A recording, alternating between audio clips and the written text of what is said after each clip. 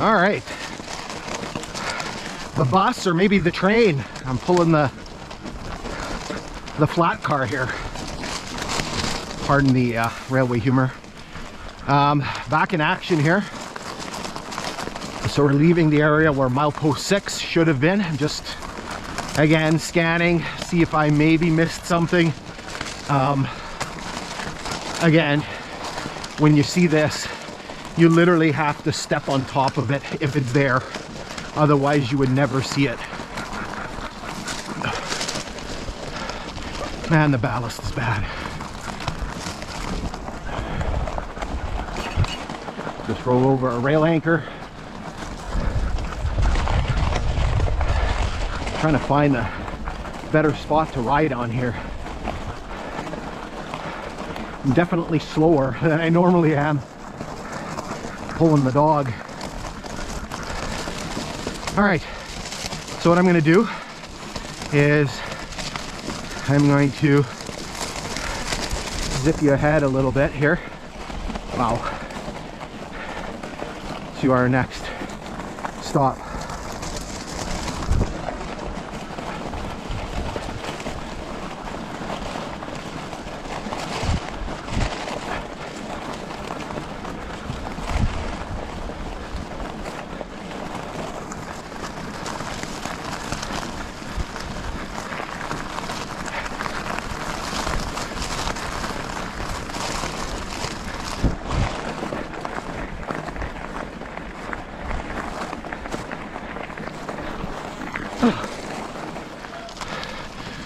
All right, sorry, had to slow down there. Something, fly, mosquito, something flew into the vent on my helmet and was buzzing around next to my head. Had to stop and attend to that. All right, let's just continue zipping along here.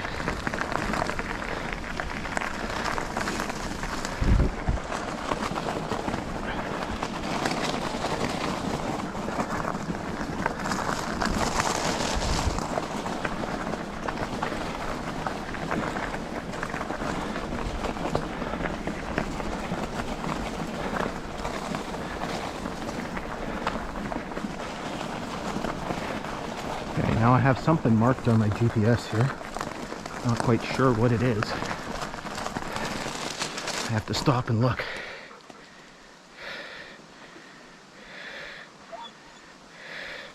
Oh, so this is start of a grown-in section here.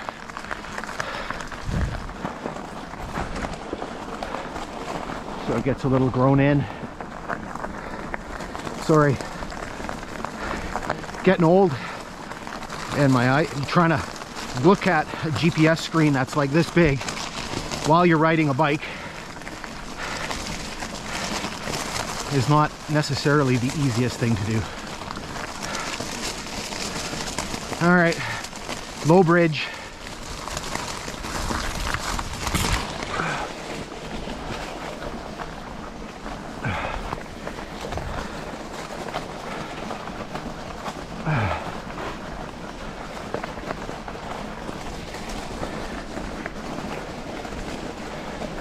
And this is the end of the grown-in section here.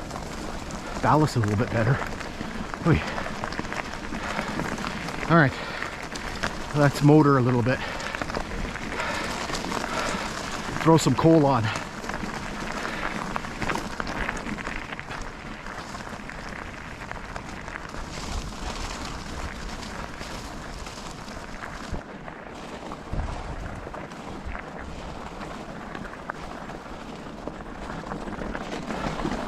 All right, so we're inching closer to 7. I can see Noah way up there in the distance. Nice straight section here. So this is Heald Lake. I'll put it up on the screen. So what's kind of interesting about this, a couple of things. So you can see we kind of cut right through part of the lake here on this long embankment as the sweat drips down the front of my glasses. Nice breeze out here in the open. So first of all, I'm going to flash up a 1950s map here, and you can can see the symbol that they show on here, I'm pretty sure, basically shows it this as a bridge. It might be this using the same symbol for an embankment, but this could have very well at some point been a trestle that was filled in. I don't know. Very common practice for railways to trestle work things like this and then go back and fill them in. Now, I know one of the things with Canadian Northern, they were very, very particular about making sure that things were built to a certain standard so they didn't have to come back and do that. So I'll flash that map up. All right, the other thing is these little channels beside this. Do you notice how that looks all kind of square, right? It looks very sort of rectangular. And I want to thank Gordon for this information.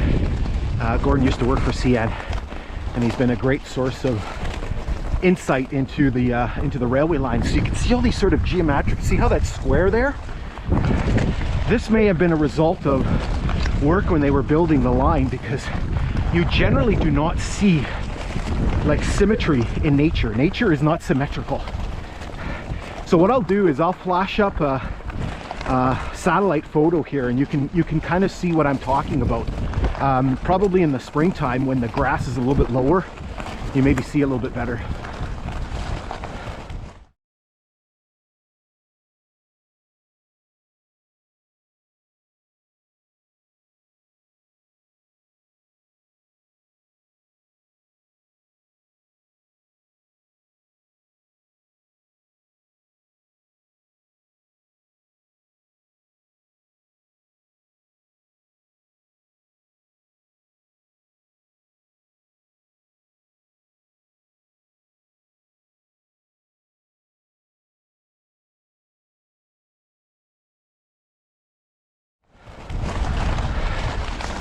All right, so you can see the rest of Heald Lake here. Ballast is a little thick. The breeze is so nice. The wind changed direction though. It was coming more this way when we were outbound, of course, but I'll appreciate any stitch of wind. It is warm. That kind of ties in with where Noah is up there, and I'll talk about that when I get there. So I'm gonna zip you ahead to where milepost 7 should be.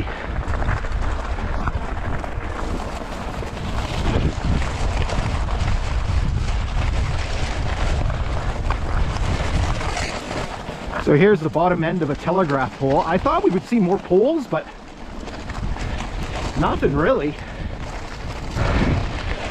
Again, another thing, like the milepost markers, just completely hit and miss. Some are there, some are not there. No real rhyme or reason.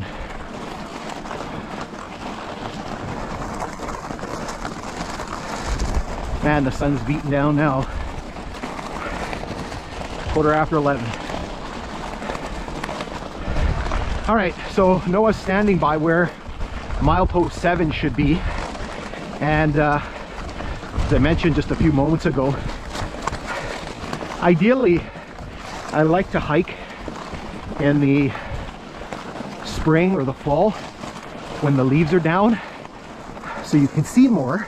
So for example, if milepost 7, the post was still there, you'd be able to see it. And the other thing, in the spring or fall, it's generally a little cooler. I'm one of those people that just sweats at the drop of a hat, and I don't want to complain because we had a brutal winter, but this is not fun in this heat.